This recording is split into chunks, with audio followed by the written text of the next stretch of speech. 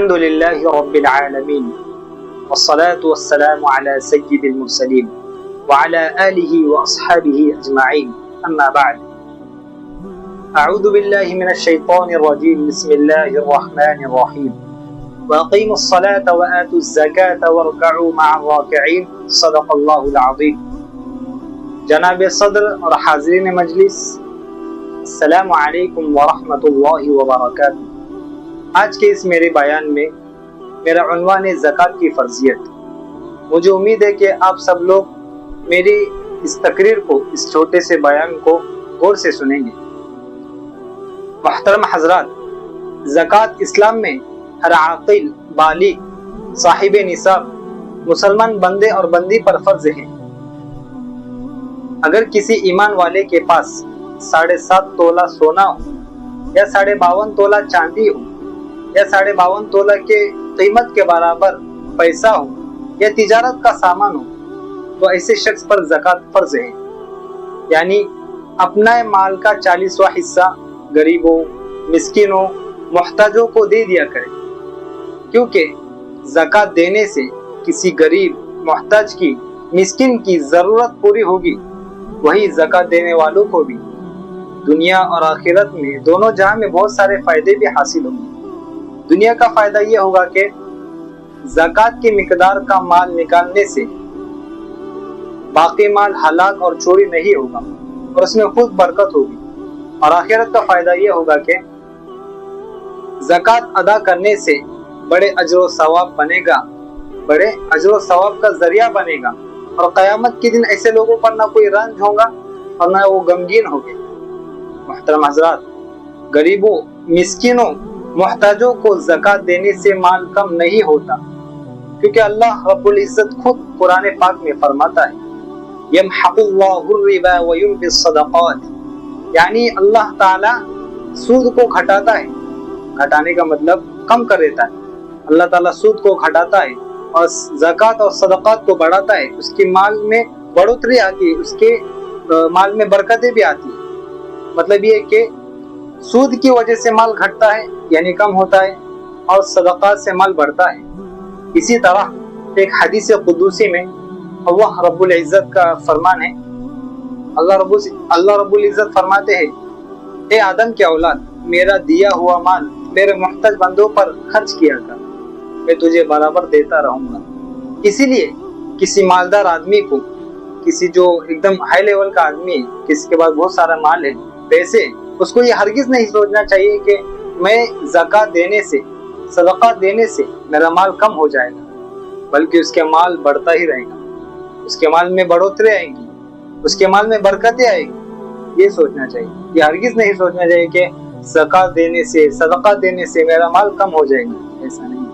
محترم حضرات، جس طرح مال و دولت کا زکوٰۃ نکالنے سے فرض ہوتا ہے، یعنی پیسہ، جس کے پاس پیسہ ہو، مال ہو، جس پر زکوٰۃ فرض ہے، اسی طرح ہر بڑھنے اور زیادہ ہونے والے مال میں جو نصاب کی مقدار کو پہنچ جائے اور اس پر سال گزر جائے تو اس میں بھی زکوٰۃ فرض ہے. چنانچہ سونا ہو، چاندی ہو، زیورات ہو یا تجارت کا سامان وغیرہ ہو، اس میں بھی زکوٰۃ فرض ہے.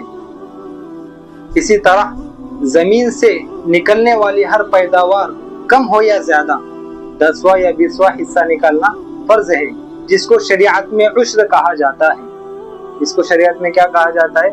عشر کہا جاتا ہے. اسی لیے آج ہمارا یہ حال ہے، ہمارے پاس سب مال و دولت رہتے ہیں، لیکن پھر بھی ہم اس کو خرچ نہیں کرتے اور ایسی کم تر کرتے کہ پیسے دینے کو بھی ڈرتے. اتنا مال جمع کے کہاں رکھیں گے؟ میرے مسلمان بھائیوں، آج ہم لوگ پیسے کی اور دولت کی تو زکوٰۃ دے دیتے، لیکن کیا بولتے ہیں، ہر کھیت کی پیداوار کا عشر کا نکالنا ہمارا یہ حال ہے کہ اس کا ہم بالکل بھی خیال نہیں کرتے، کیونکہ ایسا نہیں ہے. زکوٰۃ کی طرح ہر پیداوار کا عشر بھی زکوٰۃ ہی ہے. اس لیے اللہ تعالیٰ نے جن لوگوں کو زمین اور کھیت کی دولت سے نوازا ہے، ان کو چاہیے کہ زکوٰۃ کا عشر نکالیں، ضرور نکالیں. محترم बुजुर्गों दोस्तों, कुरान करीम में ज़कात ना देने वालों के लिए ऐसा दर्दनाक अज़ाब बयान किया गया है जिनको सुनकर दिल कांपने लगता है।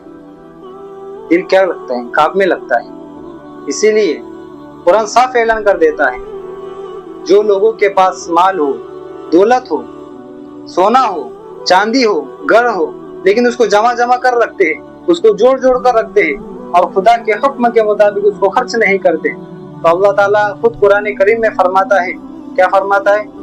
यौम युहमा अलैहा फी नारि जहन्नम फतुक्वा बिहा जिबाहुहुम व जुनूबुहुम व ज़ुहूरुहुम हाज़ा मा कनज़्तुम लिअन्फुसिकुम फज़ूक़ू मा कुंतुम तकनिज़ून।